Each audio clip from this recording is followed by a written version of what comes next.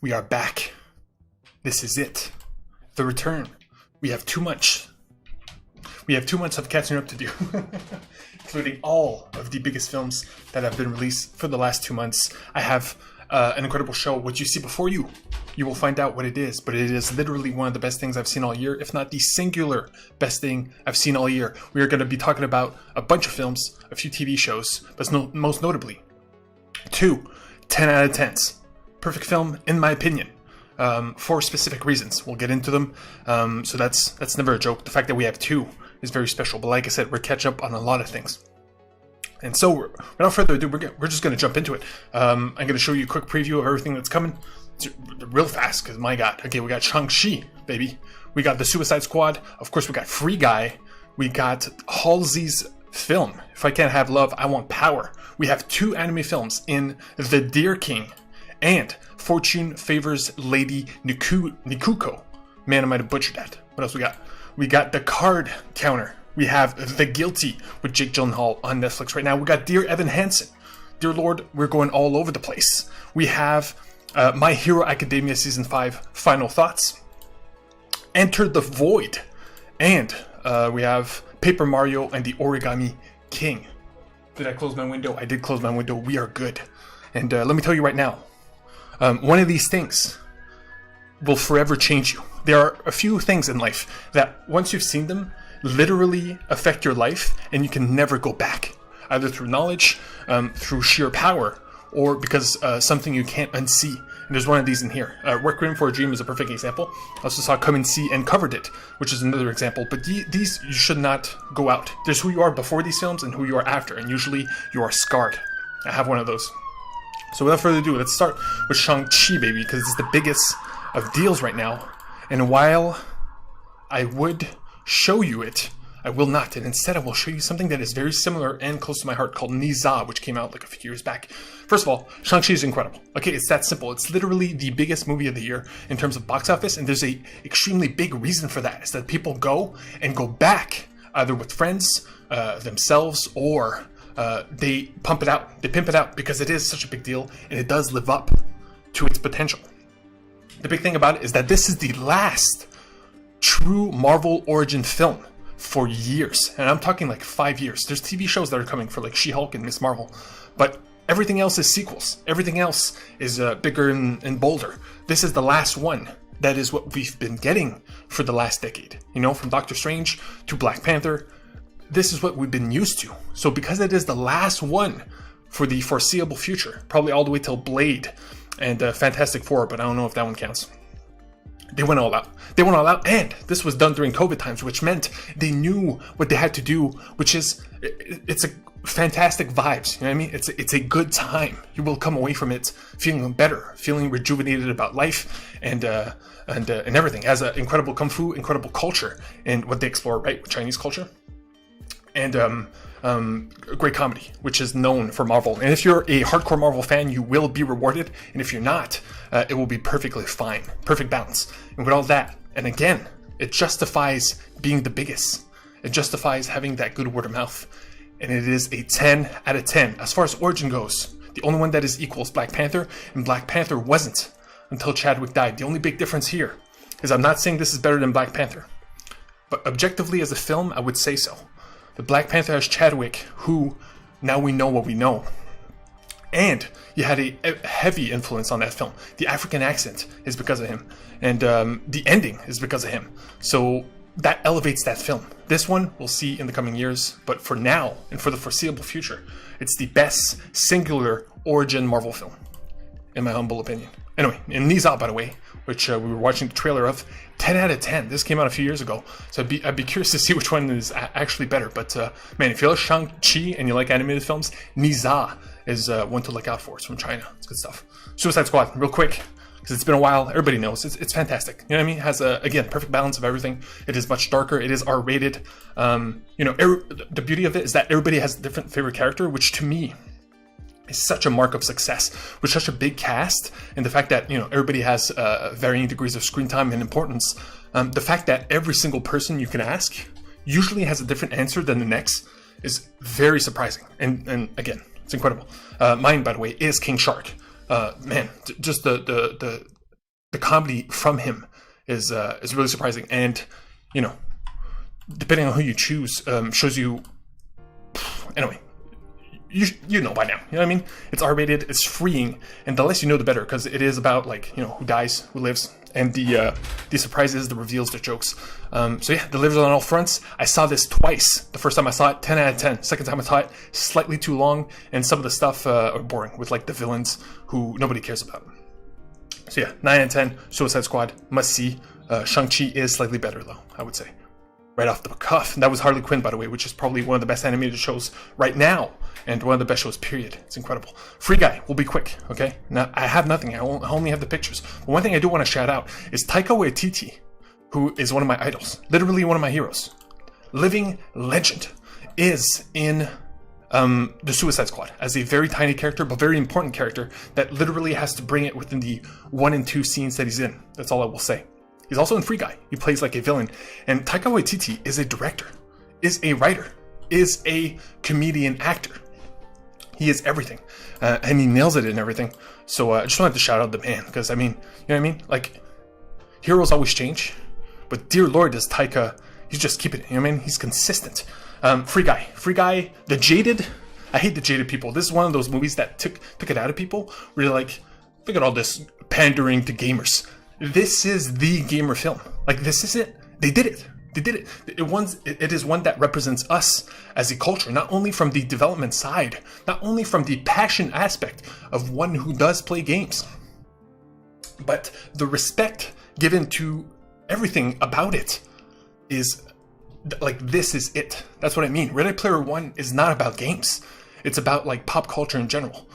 The only other examples that exist are like Grandma's Boy, which is like a horrible comedy from 20 years ago. There is no other film like it. There are other video game adaptations like Sonic the Hedgehog and Detective Pikachu, which are, by the way, in my humble opinion, much better than they have any right to be.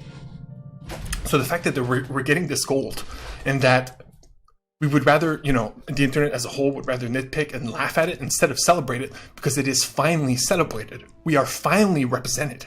And any video game developer that watches this film, it will be their film. Like, it is, anyway. And it's really funny and has everything, good action, good surprises, good cameos. Again, I don't want to say anything about the film itself, because it shines on its reveals. So yeah, hell yeah. Free Guy, 9 out of 10. Again, it's another one where Shang-Chi, where it's just good vibes, man. You know what I mean? It's just a feel-good movie that you will not leave disappointed. Unless you nitpick and whatnot. Halsey, I want to do this quick, because it's like a small experience. Not people, I've seen it. I've seen it in IMAX. It is a literal feature film, okay, of Halsey. It's her whole album, all about pregnancy. The problem is there's no bops. There's literal no King song that like I've been listening to and dancing to. This is as close as it gets. And just today, she came out with a new version of the song that I really wanted to show it to you, because I was like, damn, this is good. So this is the OG.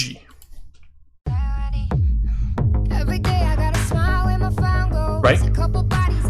This is like probably the best song of the album, and it's like the most well-known one. This came out again, as I say, today, literally right before I streamed. Remix. Here we go.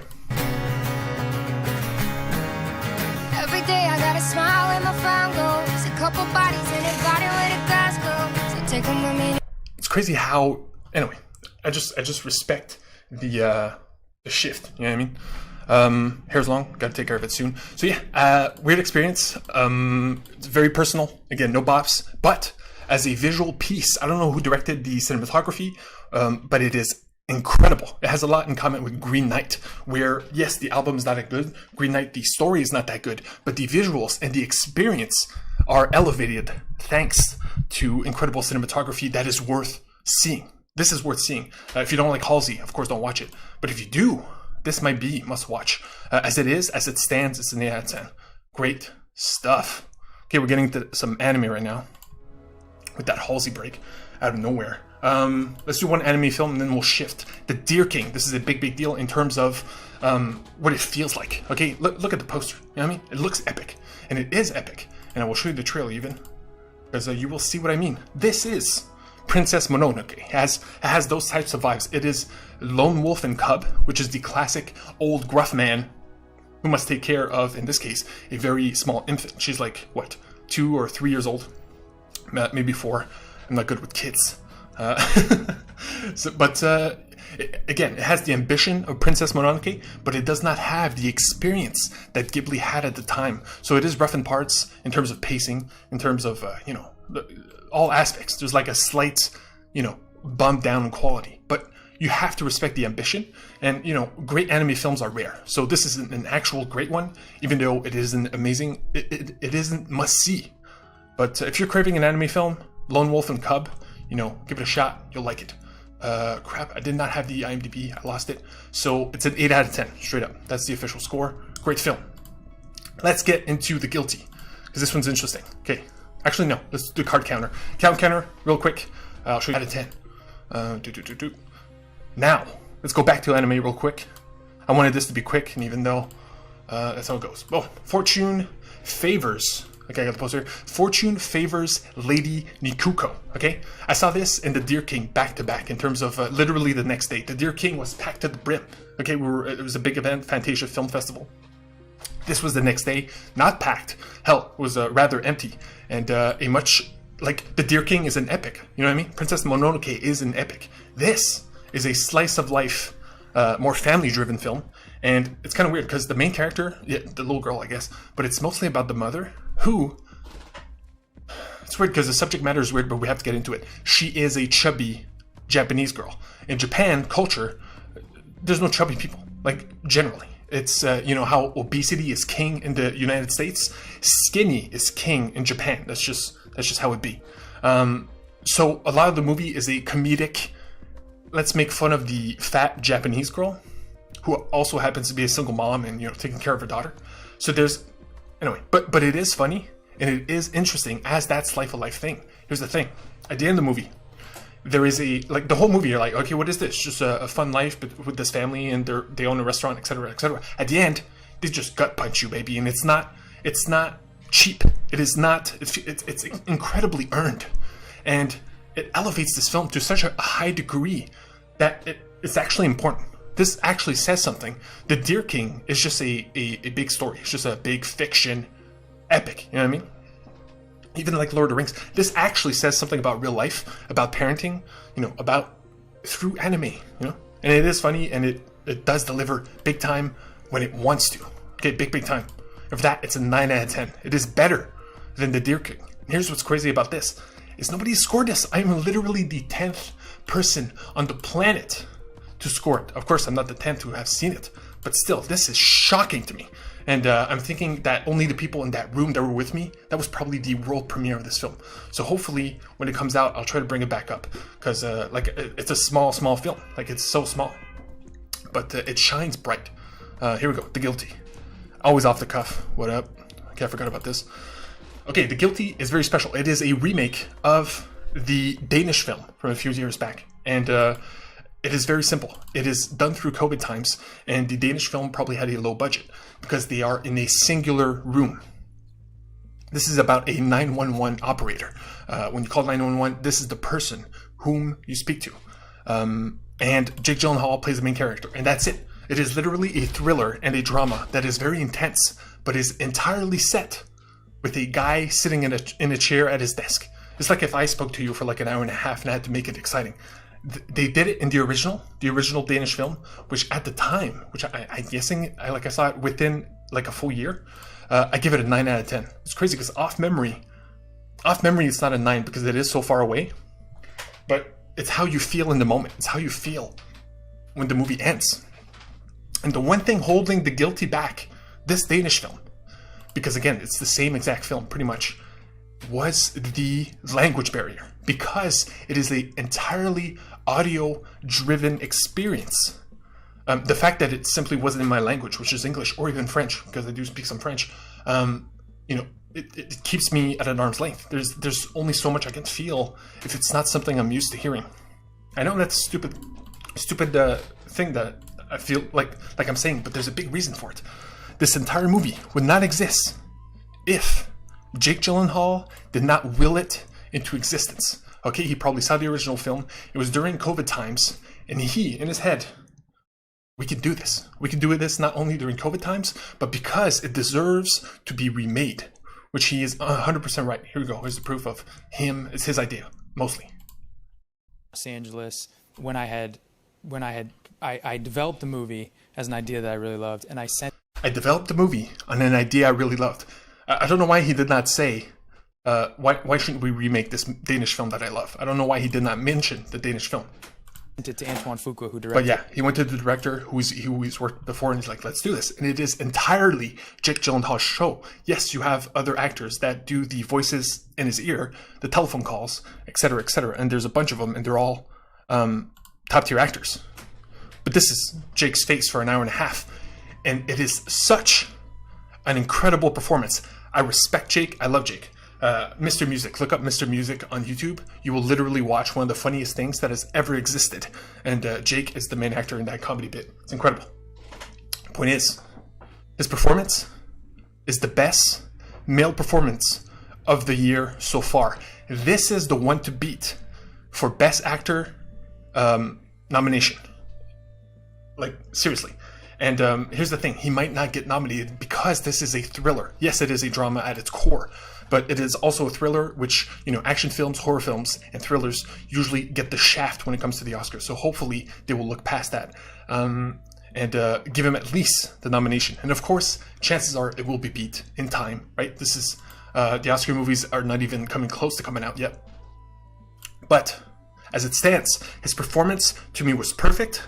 It is exactly the Danish film, which was so excellent. And the only thing missing from that is now here. It is my second and true 10 out of 10. I am not kidding about this. And by the way, I saw this is on Netflix. I saw this in the theater. This was the first Netflix movie in the history of Netflix, I believe, to be in theaters, or at least since I've been going to see films in theaters, which is a big, big deal. They probably got a deal with them, meaning that this will happen more and more. It came out a week before the official Netflix release, so they had 1 week in theaters in very obscure places. And I saw this in a moderately packed room. Because look, this is very important. The 6.2 score there is, you know, alarming, right? Especially compared to mine. Here's the difference. Most people watched it on Netflix, on their laptop, on their cell phone, headphones, speakers, whatever they had. It was nothing compared to what I had, which was a packed room. There was a lot of people in that room. Everybody was silent. Everybody was respectful. And when the movie ended, nobody moved. That is the highest. This is the highest way to know that something is of true quality. It happens 5 times a year. 5 times a year, about 100 films. I see like at least 100 films every year. And it only happens 5 times. And that's power. That is something that is quantifiable in its quality. You know what I mean? Nobody moves. You have to take it in. You have to be like, you have to decompress. You have to be like, God damn. You know what I mean? I have to sit here and just like lay in it. Because, like, I'm in it. You know what I mean? Like, they did it. And they did it hard. Hard. Just like the original did. You know? It's the same. So, yeah, please, check it out. Check it out on Netflix. If you do, headphones, good sound. Very important. Because, of course, it's phone calls. It's like Phone Calls, the movie. Here we go. What was I doing? Oh, yeah, we're I was back in that room, baby. I was back in that silence. Okay, here we go. This is juicy. What up, chat? Dear Evan Hansen is a horrible film. Objectively. Okay? Literally on YouTube right now, you can have, there's like dozens of videos about like laughing at his face, laughing at the film, saying it's the worst musical of all time. And let me tell you right here, right now, okay? Nobody has a better opinion of musicals in terms of movies that does not understand the actual theater play than me. I know that's extremely specific here because there was a music festival. I covered them all. I covered them all on this channel, okay? Wizard of Oz, Mary Poppins, In the Heights, etc., etc. Any music you can think of, chances are I've seen it in the last 2 months. So that's why I went to go see this film. On principle, I would not because it is so badly received. And this is important. It is not for us. This movie is for, you know, young, sad, depressed, anxiety-ridden teenagers. Like, literally. Like, this is their movie. You know what I mean? Or, you know, single mothers. Or, you know, it's not for us. It's not for, like... it's just not for us.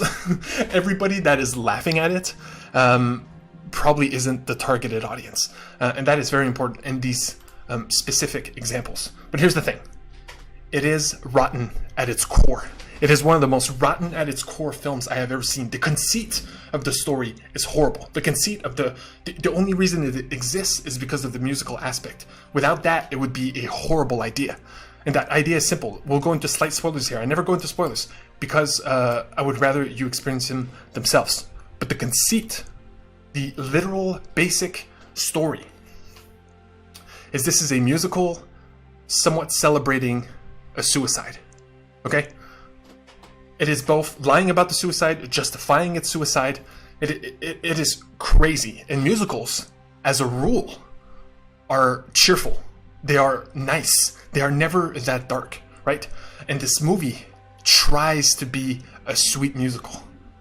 It tries to be a sweet musical about suicide. That is a bad idea. That's just a bad idea. You know what I mean? And it actually has good songs. It actually has good performances and actually does get to good moments. That is why it's good. It is shocking. Like the second song in the film is unforgivable. It's crazy. And I will spoil it right here. Literally, the person that killed themselves is brought back to life to sing a funny joke song, lying about their lives. You know what I mean? That's just anyway. The more you break it down, the crazier it gets. And I could see why this will be forever dissected as a joke. But I'm telling you right now, they are redeeming factors, and they are big. Okay? First of all, you got the two young actresses, Caitlin Dever, up and coming, Amanda Stenberg. They both have songs, they both have moments, and they both act way above what this movie and story deserves. Second of all, you got my queens. The queens, baby. Okay? Amy Adams, Julianne Moore. It doesn't get more respectable. Top 10 actresses living today. If these two are on there, if not, I do not respect your list. Okay? These are queens. They could take garbage and turn it into gold. And they do, by the way. And half an hour before the show started, I was literally looking for... there is one scene in this film with these two together. That's it. There's only one. And they're both mothers. And they literally compete within that scene as mothers. And so they compete in real life to literally be the best actress. It is incredible. You have seen gladiator fights. You have seen incredible Kung Fu and Shang-Chi. I dare you to watch these two act their asses off with each other, face to face, and not tell me that is not an incredible scene to watch. And finally, Julianne Moore has a song in this film that is not only the best song, but is, again, worthy of an Oscar nomination for Best Supporting Actress. Julianne Moore, incredible moment. So much so that I will literally do a versus of that song from Julianne Moore in that movie with In the Heights, Paciencia, man, I butchered that, Paciencia y Fe. Clip it, but no, don't clip it, please. Don't clip it. They'll come after me. I'll have I don't want a whole community, especially considering I love this movie so much. So yeah, by the way, In the Heights, top 10. This song will win best song. Will win best performance at the Oscars. That's guaranteed, and that's how good Julianne Moore does in her own rendition. So much so that I want them to like fight. Like I will. Anyway, so we'll get to that. And so, rotten at its core. Redeeming values, 7 out of 10. It passes the music test too. Some of these songs I could just listen to. Only like one or two I can dance to, but still that's not the focus. But still. So yeah, a lot to say, but man, I had to say it. I have to be the counterbalance to all the hate, which is justifiably deserved, right? But again, it's not for us. Anybody who complains, it's not for you. Why are you complaining? Oh my god. Okay, here we go. If a single mother complains about this movie, that I want to see. Okay, Attack on Titan. Okay, My Hero. My Hero just finished season 5. Sorry, stuff's going down. Incredible season. Okay, incredible season. 25 episodes. All the scores are here. 7 out of 25 are 10 out of 10s, including the final 3. Okay, they nailed it in a way that was unfathomable because this year was also Attack on Titan final season. Which was a lie. We came in and we're like, oh my god, this is it. This is the end of Attack on Titan. And like 3 episodes before the finale, they're like, no, this is the first half, second half next year.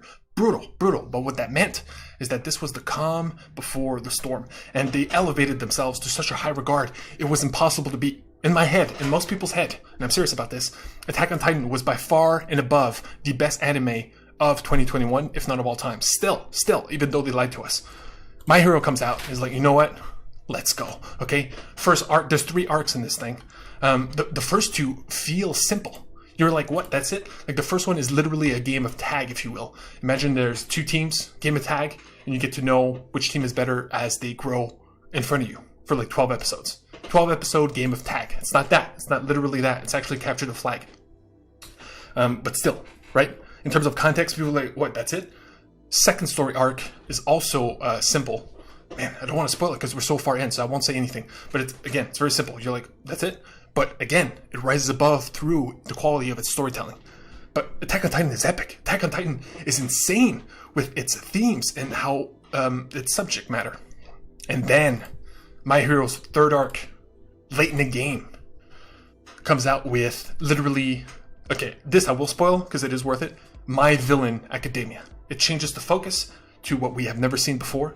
And they nail it to such a regard that, damn, this is some of the best villains you'll ever see. And it is, anyway, again, I can't say anything. But proof here, point is, Attack on Titan and My Hero Academia not only are still the kings of anime, not only are they still literally above the rest in their own genre, but they are possibly the number 1 and number 2 television shows of 2021 of them all, okay?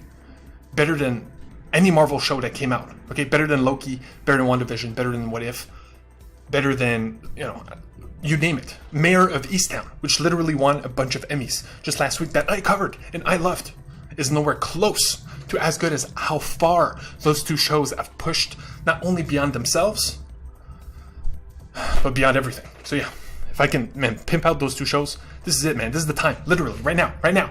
If you haven't not seen My Hero Academia, if you have not seen Attack on Titan, this is literally the best possible time to start, because the 2 last seasons were the calm before the storm. That is going to be insane, okay?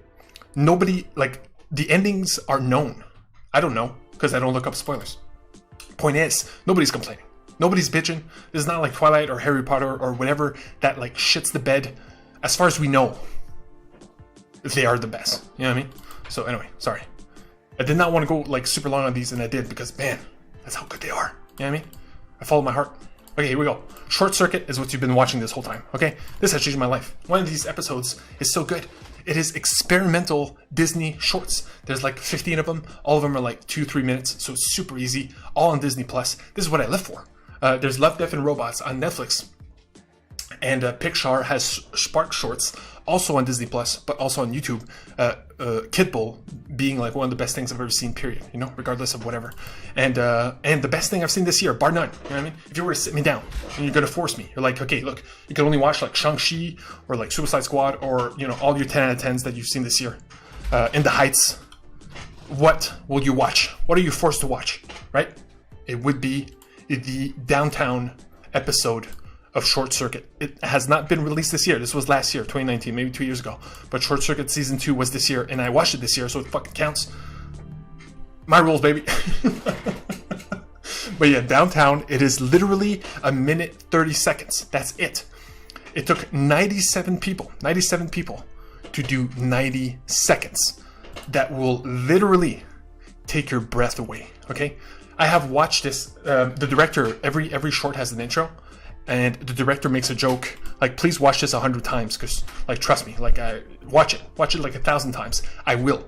In my lifetime, I promise you, I promise her, I promise myself that I will watch that stupid short, it's not stupid at all, 100 times, because it is that good. I have watched it 6 times so far, probably like 5.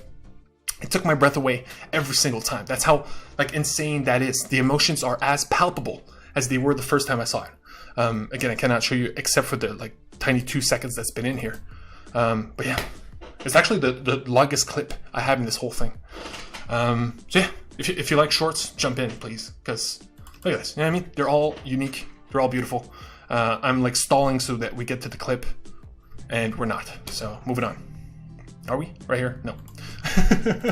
Finally, this is the dark one. Hello, darkness. Here we are. Enter the Void, okay? It's a big deal. So that's in a packed theater, probably the most packed theater like I've been in a long time. This is the clip from downtown. Look at that fluid animation. There is more where that came from.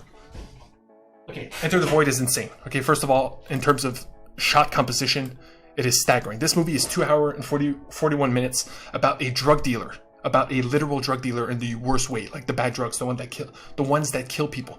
So you're literally following one of the worst people. There's a lot of drug use. There's a lot of like crazy visuals. There's 3 parts to the shot composition, which makes this insane. The movie is in first person, literally first person, where he's having conversation with his friend and walking, and you see it all in first person. Which, by the way, if you love the Yakuza games, you must see at least the intro to this film. I jumped out of my seat. This never happens. I jumped out of my seat because they literally walk out of New Serena Bar in first person and walk down the street. I think the director knew the games, because that is insane. That blew my mind as a Yakuza fan. Insane. But the 2 others are third person, which you see right now. The camera follows him literally behind him, so you see everything from like right behind his back. Very weird. And the third perspective is top down, so from above, which is also very weird. So visually it's very unique. It is too long, and the subject matter, because like I said, very, very dark people. I've never seen a movie literally faceplant as hard as this one. Okay, it was a 10 out of 10. At like not even, at like an hour and a half of this film, I was like, this is it. This is like one of the best films ever made. But it's 2 hours and 41 minutes, and you could literally cut 1 hour. You could cut 1 hour of this film, and it would be perfect. It would be the best thing you've ever seen, just because of the balls of it, the visuals, the trippiness. It's incredible, but it goes too far. It's so freaking dark. It's so freaking dark. And I'll tell you why right here. Please do not watch this. I'm telling you right here. Huge spoiler, huge. But I must. There is in this film an abortion scene. Okay, and man, I'm worried about that word. Just saying that word might have canceled me somewhere. They do not shy away from it. Not only that, you see everything. Okay, they linger on it. It is brutal. It would have been the most dark, brutal ending ever in the history of cinema if that would have been the ending. Okay, and it could have been. It really could have been. I wish there was an ending, to be honest. But look, it's as simple as that. If you do not want to see that, do not watch this film, please.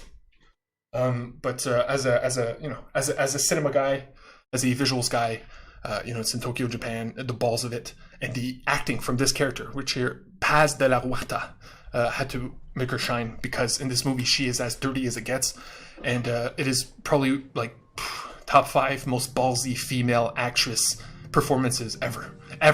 It is shocking to its core. And I know I make it seem like, isn't this a fun challenge? Like, trippiness, like it should be cool. It's not cool. That's my point. It is the opposite of cool. It is brutal for the sake of brutality at some points. So yeah, it went down to a 9 at a certain point, and now it's down to an 8. Okay, so it's an 8 out of 10. It is a great film. Undeniably a great film. Like if it won best director or even best film that year, I would not be mad. But dear Lord, you are forever altered after this film. You cannot go back. I cannot go back to who I was before I saw this. Because of the, abortion scene, and others. It's not just that. So yeah, let's Enter the Void. All over the place, baby. Finally, Paper Mario the Origami King, out of nowhere. Finish this game. Beautiful game. I've always loved the Paper Mario series. Reviews are mixed. The point is here, I'm a guy who was all about story, okay? I've always has been. That's always been my thing. As a story, it is as good as a Nintendo story as you'll ever find. Other than RPGs like Fire Emblem or Xenoblade Chronicles, which are not really Nintendo. As far as Nintendo goes, this is it. This is better than any Zelda story. There are moments in this game that are as strong as anything I've talked about this whole show, okay? Especially with the Bob-omb right here. You got a Bob-omb, which is the first third of the film, third of the game. That story is something I will never forget. So as far as Nintendo goes, as far as Nintendo storytelling goes, it literally does not get better. As far as the game, debatable. The point is, it's a 9 out of 10 for the story alone, okay? It would have been a 10 if the game was perfect as well. Okay, moving on to main events. We're done. We did it. Tomorrow is the beginning of October, the beginning of Halloween season. I will literally have content every single day. Horror reviews, horror game streams. I'm going to be playing some Pumpkin Jack until that's finished. And when that's finished, I am literally going to live stream the scariest game ever made. I will not spoil it right here, but it's highly regarded as such. And I'll do it, baby. I will do it. So here we go. 2 main events. We did it. Tomorrow, to start Halloween, I am going to cover the 2 movies I haven't covered here. Big movies. Malignant, the most divisive movie this year. Huge horror movie from James Wan. $100 million budget. This is big. And so that's tomorrow. And Candyman, another big release that I will cover tomorrow. Get ready for that. As well as I'm going to go see The Addams Family 2 tonight. Why not? Because why not? Bro, I gotta go. And Venom tomorrow as well. I don't know if I'll be able to cover it on the same show. But I'm seeing Venom 2, dude. You kidding me? So you'll know my thoughts within the next 2 days. I'm so pumped about this. Look at this poster. This is one of the best posters I have ever seen in my entire life. There is a company of which I have gotten all these posters from that I literally emailed. And I'm like, bruh, get as much as this poster as you can. Because, dear Lord, these will sell like hotcakes. Man, I saw this poster leaving the theater. I had to stop in my tracks and be like, bro, man, if there was a stranger next to me, I would have stopped them. Anyway, here we go. Millie's my favourite. Look how calm she is as well. I mean, she's so calm. She's so calm. Millie's my favourite. Look how calm she is as well. Oh my god. She's like as calm as a Chinese martial artist. Okay, here we go. This is the finale, baby. I got this for you. Because of Downtown, Season 1, Episode 8 of Short Circuit on Disney+. Please check it out. Taking my breath away. I give you this. Show me a sports highlight that still gives you chills every time you watch it. Okay, that's easy. 1996 Summer Olympics, Carrie Strug injures herself on her second-to-last vault. She tears ligaments in her ankle, but the team needs her to do one more vault in order to win the first ever team all-around gold in women's gymnastics. Get back out there. So she just goes out there and does this. I've torn ligaments in my ankle. It's about the most pain I've ever felt. And as she does this approach, she's got to be in that much pain. And she landed that knowing how much that was going to hurt. Carrie Strug is hurt. She is hurt. That landing. She had to get carried out of there, but pain is temporary and gold is forever. That is badass. And I will literally disagree with him. The damage, the physical toll that you push on your body comes back to haunt you later on. And I'm guessing she has a hard time walking today. I'm not saying that. But while gold medals, nobody cares. This is a sad reality of this planet. I know I'm ending on a dark thing here. Don't worry, we'll go back to that leap. But let's be real. Name me 5 gold medalists right now.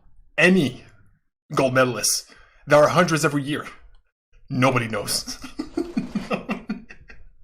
So I would say legs are forever. Gold is who cares? Okay, here we go.